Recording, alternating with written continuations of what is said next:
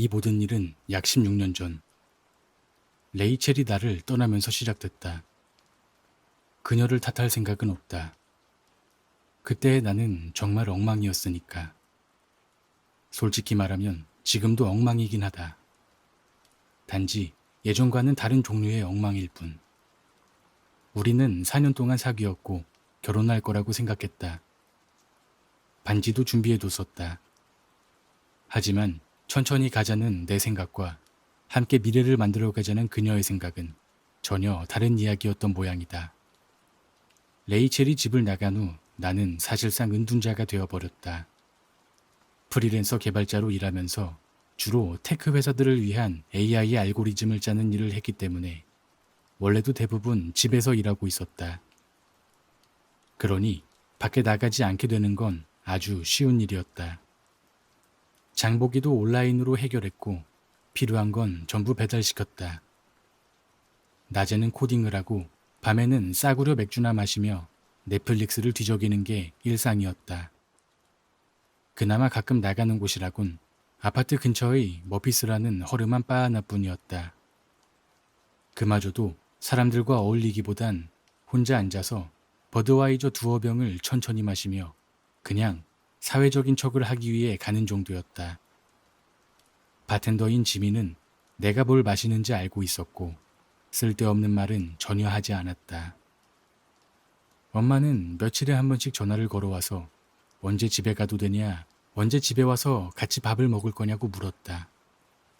친구들은 만나자고, 술 한잔 하자고 메시지를 보냈다. 나는 대부분 무시했다. 그냥 내 거품 속에 틀어박혀서 스스로를 불쌍히 여기는 게 훨씬 편했다. 레이첼은 완전히 새로운 삶을 시작한 것 같았다. 그녀의 SNS에는 새로 사귄 남자친구와의 일상, 새로운 집, 새로운 풍경이 올라왔다. 그에 비해 나는 며칠째 같은 추리닝 바지만 입은 채 저녁으로 시리얼을 먹고 있었다. 그때 그가 찾아왔다. 2월의 어느 화요일 오후 2시쯤이었다. 그때가 기억나는 이유는 한창 신경망 코드를 디버깅하고 있었기 때문이다. 초인종이 울렸을 때 나가지 않으려 했다.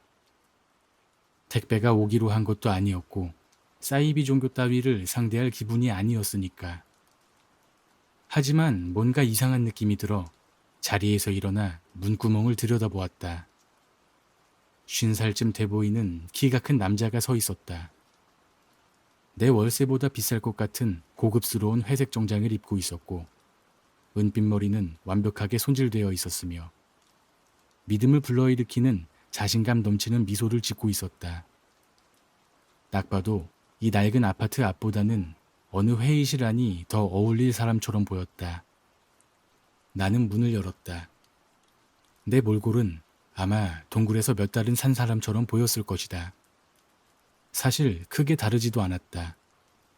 워커 씨, 그의 목소리는 매우 부드러웠고 딱히 흠잡을 데 없는 프로의 말투였다. 네, 접니다만 무슨 일이시죠? 제 이름은 블레고 들어갑니다. 흥미로우실 만한 제안을 하나 드리러 왔습니다. 그는 내 어깨 너머로 아파트 안을 힐끗 살폈다. 텅 빈 맥주병, 가구 위에 아무렇게나 걸쳐진 옷가지들, 그리고 삶이 완전히 망가진 듯한 풍경 전부를 말이다. 안으로 들어가도 괜찮을까요? 머릿속에선 경고등이 울리고 있었다. 이상하다고, 절대 문을 열면 안 된다고. 하지만 그의 분위기에는 이상하게도 거부할 수 없는 힘이 있었다. 나는 조용히 옆으로 비켜섰고 그는 당연하다는 듯 내 소파에 앉았다. 방 안의 엉망진창인 모습에도 전혀 신경 쓰지 않는 눈치였다. 워커 씨, 본론부터 말씀드리죠. 저는 어떤 특정 이해관계자들을 대신해 움직이고 있습니다.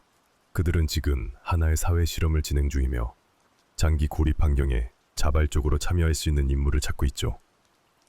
그는 아주 담담하게 말을 꺼냈다. 고립 환경 실험이라고요? 말 그대로입니다. 간단한 조건이에요. 지금 이 거주지 안에서 정확히 1년 동안 머무는 겁니다. 바깥 공기를 쐬기 위해 문 밖으로 나가는 것도 안 됩니다. 예외는 절대 없습니다. 대신 그 조건을 지키는 대가로 1년 후에 100만 달러를 드리겠습니다. 나는 그를 한참 동안 바라봤다. 농담이라고 말하기를 기다리듯이. 진심이군요. 완전히 진심입니다. 당신은 계속 일할 수도 있고 인터넷도 자유롭게 사용 가능합니다. 필요한 물품은 언제든 배달로 주문하셔도 됩니다. 단 하나, 반드시 지켜야 할 조건은 앞으로 365일 동안 이 아파트를 물리적으로 단 한 발짝도 벗어나선 안 된다는 것입니다. 100만 달러. 코딩으로 먹고 살 만한 돈은 벌고 있었지만 100만 달러는 차원이 달랐다. 학자금 대출도 갚고 카드빚도 정리하고 어쩌면 집도 하나 살 수 있을지 몰랐다. 게다가 솔직히 말해서 지난 몇 달 동안의 내 생활을 떠올려 보면 거의 공짜로 이미 그런 생활을 하고 있었던 셈이었다. 뭔가 함정이 있는 거죠? 블랙우드는 미소를 지었다. 그런 거 없습니다. 단지 당신의 인생 중 1년을 금전적 자유와 맞바꾸는 것뿐입니다. 먼저 5만 달러를 선불로 입금해드리고 나머지 95만 달러는 계약 완료 시 지급됩니다. 그는 서류 가방에서 계약서를 꺼냈다. 2장짜리 짧은 문서였다. 내용은 단순했다. 앞으로 1년 동안 이 아파트를 절대 벗어나지 않아야 하며 한 번이라도 외출하면 선불받은 금액은 전액 환수되고 나머지 돈은 지급되지 않는다는 조건이었다. 나는 더 많은 걸 물어봤어야 했다. 그 이해관계자들이 도대체 누구인지, 어째서 사람 하나를 집에 가둬놓고 100만 달러나 주는지. 하지만 그때의 나는 너무 우울했고 무일푼이었으며 솔직히 말해 당분간 세상을 피할 수 있는 합리적인 핑계가 생겼다는 사실이 너무나도 달콤하게 느껴졌다. 나는 계약서에 서명했다. 솔직히 말하자면 처음 몇 달은 정말 환상적이었다. 다음 날 아침 눈을 뜨기도 전에 5만 달러가 통장에 들어와 있었고 그 돈으로 나는 더 좋은 음식, 더 나은 맥주, 그리고 하고 싶었던 모든 게임과 스트리밍 서비스를 마음껏 누릴 수 있었다. 이래도 새로운 열정을 쏟기 시작했다. 더 큰 프로젝트를 맡았고 지금까지 벌어본 적 없는 돈도 벌기 시작했다. 계약 이야기를 친구들에게 했을 때 다들 내가 미쳤다고 했다. 하지만 동시에 꽤 부러워하기도 했다. 내 친구 마커스가 통화 중에 말했다. 야, 네가 원래 하던 거 그대로 하면서 100만 달러 받는 거잖아. 그건 그냥 인생 최고의 꿀알바야. 엄마도 의외로 지지해줬다. 물론 내 정신건강을 걱정하긴 했지만 말이다. 무슨 일 있으면 꼭 전화해야 돼. 알겠지? 그리고 가끔은 채소도 좀 먹고. 4개월이 지나자 혼잣말이 늘기 시작했다. 하지만 전혀 이상하게 느껴지진 않았다. 코딩하면서 중얼거리거나 요리할 때 자, 이번엔 이 알고리즘이 잘 돌아가려나? 같은 말들을 내뱉는 정도였다. 별거 아닌 일이었다. 사람이라면 누구나 가끔 혼잣말 정도는 하니까. 가장 힘들었던 건 가끔씩 불쑥 찾아오는 외로움이었다. 어떤 날은 기분도 좋았고 코딩 프로젝트도 술술 풀려서 완전히 몰입하고 있었는데 우연히 SNS에서 친구들이 어울리고 있는 사진을 보면 마치 누군가가 갑자기 복부를 세게 가격한 듯한 기분이 들었다. 그래도 영상통화도 있었고 문자도 주고받았고 SNS도 계속 보고 있었으니까 세상과 완전히 단절된 건 아니었다. 딱 1년이 끝났을 때 블랙우드는 약속한 것처럼 정확히 다시 나타났다. 그는 여전히 그 깔끔하고 프로페셔널한 미소를 지은 채 95만 달러짜리 수표를 내 손에 건넸다. 축하드립니다. 이번 경험 그다지 어렵진 않으셨기를 바랍니다. 사실 예상보다 훨씬 쉬웠습니다. 그거 정말 다행이군요. 그렇다면 또 다른 제안을 드리고 싶습니다. 가슴이 쿵쾅거리기 시작했다. 이제 끝났다는 생각에 막막했던 참이었다. 다시 현실 세계로 나가야 하고 인생을 어떻게 살아야 할지 결정해야 하는 순간이었다. 이번엔 5년입니다. 조건은 동일합니다. 같은 아파트, 같은 규칙. 대신 5년 뒤에 1천만 달러를 드리겠습니다. 1천만 달러. 그건 조기 은퇴하고 평생 놀고 먹을 수 있는 돈이었다. 집을 현금으로 사고 세계 여행을 떠날 수 있는 돈. 난 이미 이 생활에 꽤 익숙해져 있었다. 나는 망설임 없이 두 번째 계약서에 서명했다. 5년 계약의 첫 해는 무척 순조로웠다. 코딩 일도 잘 풀렸고 확실한 루틴이 생겼고 레이첼과 헤어진 이후 처음으로 행복하다는 느낌까지 받았다. 살도 좀 빠졌고 아파트 안에서 운동도 시작했다. 명상도 시도해봤다. 친구들은 농담처럼 말했다. 야, 고립 생활이 너한텐 최고의 치료제였나 봐. 하지만 그때부터 일이 조금씩 이상해지기 시작했다. 2년차쯤이었을 거다. 레이첼에게서 전화가 왔다. 휴대폰 화면에 그녀의 이름이 떠 있는 걸 보고 받지 않을 뻔했지만 호기심이 결국 이겼다. 안녕, 데이비드. 그녀의 목소리는 예전 그대로였다. 그 순간 마치 거대한 기차가 전속력으로 가슴을 들이받은 것 같았다. 너한테 전화가 올 줄은 몰랐어. 좀 뜬금없는 건 알지만 요즘 문득 네 생각이 나더라고. 혹시 시간 되면 밥이나 한 끼 어때? 그냥 얘기 좀 하고 싶어서. 우리 둘 다 실수한 게 많았던 것 같아서. 심장이 미친 듯이 뛰기 시작했다. 이건 내가 수년 동안 바라고 꿈꿔왔던 순간이었다. 그녀가 다시 다가오고 있었다. 우릴 다시 시작하고 싶어 했다. 하지만 안 돼. 갈 수 없어. 안 된다고? 누군가 만나고 있어? 아니야. 그건 아니고 진짜로 밖에 나갈 수 없어. 좀 복잡해. 긴 침묵이 흘렀다. 데이비드, 무슨 소리야? 혹시 가택연금이라도 당한 거야? 나는 그 계약에 대해 설명하려 했다. 돈, 조건, 그리고 앞으로 고작 3년만 더 남았다는 사실까지. 하지만 말하면 말할수록 그게 얼마나 미친 짓처럼 들리는지 나 스스로도 느낄 수 있었다. 몇 초, 아니 영겁처럼 느껴지는 침묵이 흘렀다. 그러다 그녀가 조용히 말했다. 넌 여전히 똑같구나. 돈이랑 우리 사이에서 또 돈을 선택했네? 우리를 다시 바로잡을 기회를 버릴 만큼 말이야. 그렇게 단순한 문제가 아니야, 레이첼.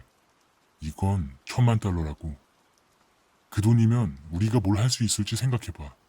우린 지금 네 말 정말 믿기지가 않아. 정말 너 달라졌을 거라고 생각했는데 넌 여전히 약하고 철없는 어린애야. 자기 책임 하나 제대로 지지 못하는. 그리고 그녀는 전화를 끊었다. 나는 그날 밤 17번이나 다시 걸었다. 그녀는 한 번도 받지 않았다. 나는 아파트 한가운데서 레이첼이 떠난 이후 처음으로 소리내어 울었다. 하지만 계약을 깨진 않았다. 나는 나 자신을 설득했다. 3년만 버티면 그 돈으로 그녀를 되찾을 수 있어. 내가 충분히 책임질 수 있는 사람이라는 걸 그녀에게 보여줄 수 있어. 다시 시작할 수 있어. 그리고 3년 차가 되었을 때 엄마에게서 걸려온 전화 한 통이 내 온몸에 피를 얼려버렸다. 아들, 할 얘기가 있어. 지난주에 정기 건강검진 받으러 병원에 갔는데 엄마는 조심스럽게 말을 이었다. 가슴에 혹이 하나 보였대. 정밀검사를 더 해봐야 한다고 하는데 아마도. 그 말이 이어지기도 전에 엄마의 목소리는 내 머릿속에서 웅웅대는 소음과 충격의 소나기로 파묻혀버렸다. 세상이 멈춰버렸다. 엄마는 겨우 58이었다. 앞으로 수십 년은 더 건강하게 살아야 했고 내 아이들을 안아줘야 했고 내 결혼식에 참석해서 활짝 웃어야 했고 우아하게 나이 들어가야 했다. 그 신사분께 잠깐만 집에 다녀올 수 있겠냐고 말해보는 건 어때? 엄마의 목소리가 떨렸다. 나는 잠시 말이 없었다. 숨이 가빠졌다. 머릿속에서 계산이 시작됐다. $10,000를 포기하기엔 너무 큰 금액이었다. 게다가 혹시라도 검사 결과가 양성이면 모든 게 괜한 걱정이 될 수도 있었으니까. 뺨 안쪽에서 눈물이 차오르는 게 느껴졌다. 결정을 내리느라 내가 너무 오래 침묵했는지 엄마는 조심스럽게 말을 덧붙였다. 아니야, 됐어. 그냥 아무 말도 하지 말자. 미안해, 아들. 이런 스트레스까지 주면 안 되는 거였는데. 넌 지금도 열심히 일하고 있고 그 돈만 있으면 뭐든지 할 수 있을 거야. 신이 직접 내려와서 치료해도 될 만큼 말이야. 엄마는 웃어 보이려 애썼다. 그녀는 나에게 약속하게 만들었다. 계약을 절대 어기지 않겠다고. 몸 안의 모든 본능이 저항했지만 나는 결국 그 아파트 안에 그대로 남았다. 엄마의 암은 아주 공격적인 종류였다.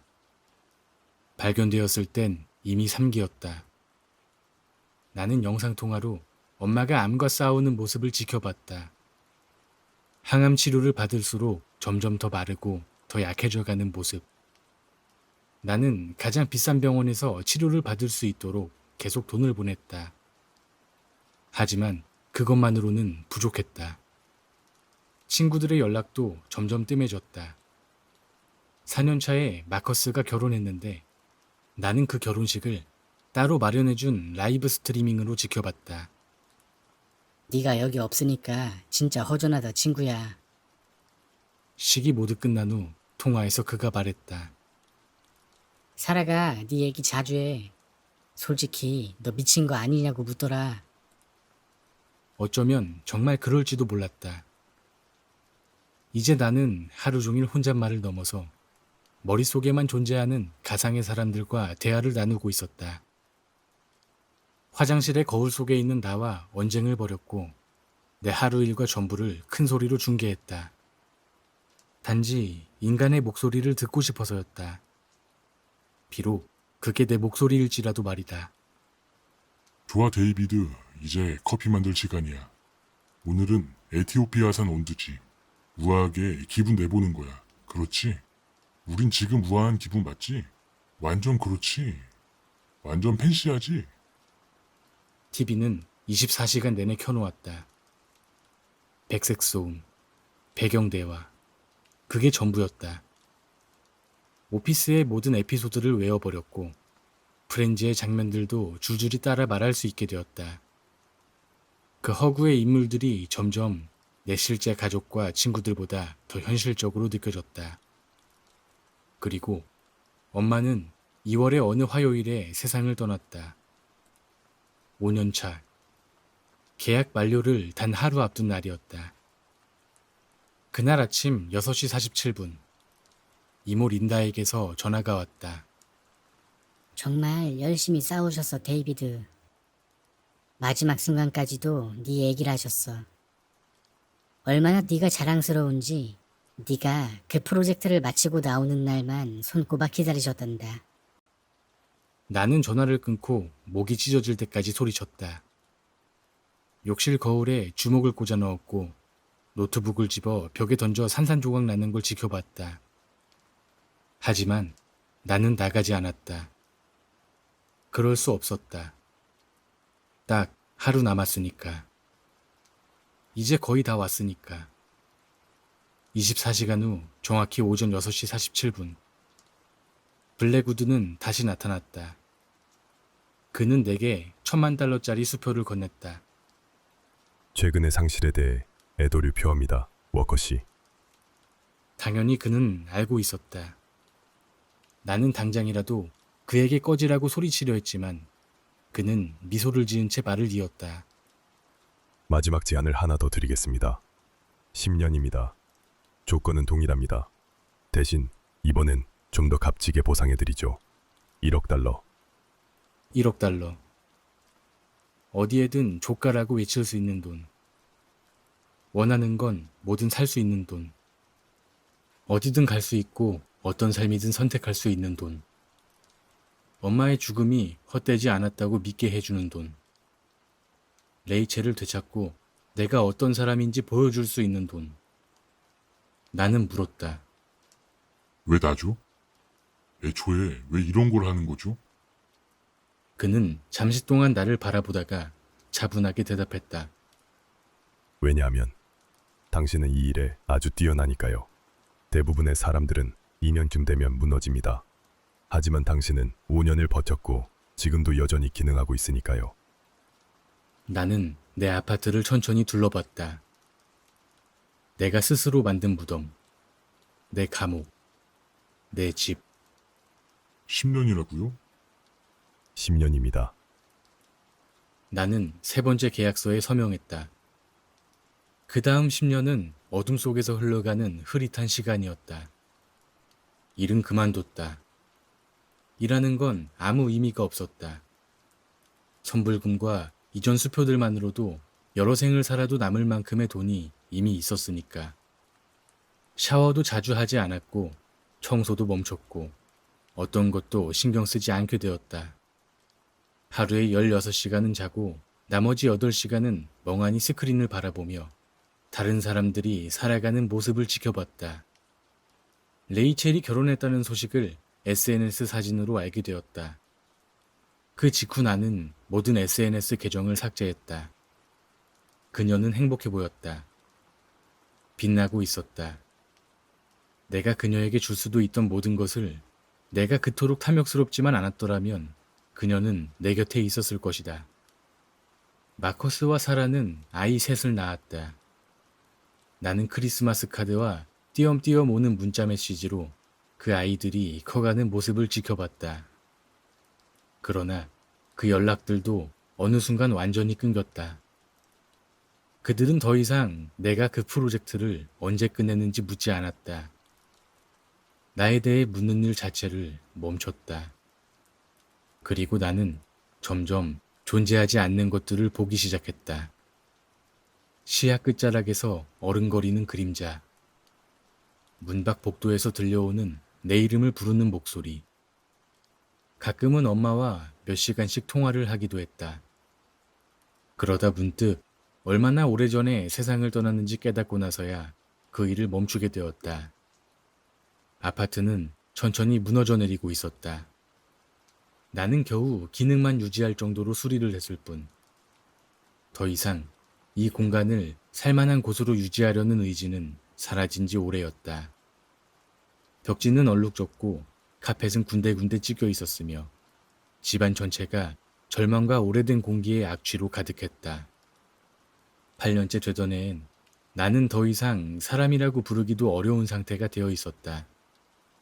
며칠 동안 말 한마디도 하지 않았고 거울을 들여다보지 않는 지도 몇 주가 넘었다. 내 목소리가 어떻게 들리는지도 잊었고 누군가의 피부를 만지는 느낌, 신선한 공기를 들이마시는 감각, 햇빛이 내 피부를 따뜻하게 덮는 느낌, 그 모든 걸 잊어버렸다. 그리고 마침내 블랙 우드는 돌아왔다. 그는 이미 열쇠를 가지고 있는 사람처럼 내 집의 문을 열고 자연스럽게 걸어 들어왔다. 나는 TV 앞 바닥에 앉아 있었다. 고장난 지 수개월 된 화면을 멍하니 바라보며 How I Met Your Mother의 대사를 외우고 있었다. 그 자리에서 사흘째 움직이지도 않은 채로. 축하드립니다, 워커 씨. 그의 손에는 수표가 들려 있었다. 1억 달러. 해내셨습니다. 나는 떨리는 손으로 수표를 받았다. 손톱은 길고 노랗게 물들어 있었고 몸에서는 거의 시체 냄새가 날 것 같았다. 나는 굳어버린 목소리로 말했다. 다음은 뭔가요? 20년에 10억 달러쯤? 비아냥 섞인 말투였지만 조금 더 이 안에 머물 핑계를 바라고 있었을지도 모른다. 블랙우드는 웃었다. 그건 진심 어린 즐거운 웃음이었다. 아니에요. 이제 됐습니다. 당신은 우리가 원하던 모든 걸 주셨습니다. 자유입니다. 이제 나가셔도 돼요. 자유라고 했다. 16년 만에 나는 마침내 자유롭게 나갈 수 있었다. 나는 문을 열고 세상 밖으로 나왔다. 10년 넘게 닫혀있던 문 너머의 햇빛은 너무나도 강했고 공기는 너무 맑았으며 사람들과 자동차 소리는 나를 압도했다. 나는 길바닥에 주저앉았고 그 자리에 토하기 시작했다. 속이 텅 빌 때까지 쏟아내고는 그대로 기절해버렸다. 정신을 차렸을 때 내 몸 아래엔 구역질과 배설물이 뒤섞인 얼룩이 있었다. 말도 제대로 나오지 않았지만 지금 여기가 어디인지 알고 있었다. 긴 시간이 지난 후 내가 어디로 가야 할지 알 수 없었지만 단 한 곳, 언제나 열려 있을 거라 믿었던 장소가 있었다. 머피스. 그곳으로 향했다. 하지만 지민은 더 이상 거기 없었다. 몇 년 전에 은퇴했다고 했다. 새로운 바텐더는 내 주문을 몰랐고 혼자 두는 법도 몰랐다. 모든 게 달라져 있었다. 지금 나는 맥주 한 잔 앞에 두고 앉아 있다. 내 주변엔 나보다 한참 어린 사람들 뿐. 그들과 대화를 나눠보려 해도 입 밖으로 나오는 말들이 너무 낯설다. 소속감을 갈망하며 나는 낯선 이들에게 술을 사겠다고 카드를 내밀었다. 막 손에 쥔 이 재력이 적어도 잠시의 교감 정도는 살 수 있지 않을까 하는 기대였다. 하지만 내가 카드를 낼 때마다 결제는 거절당했다.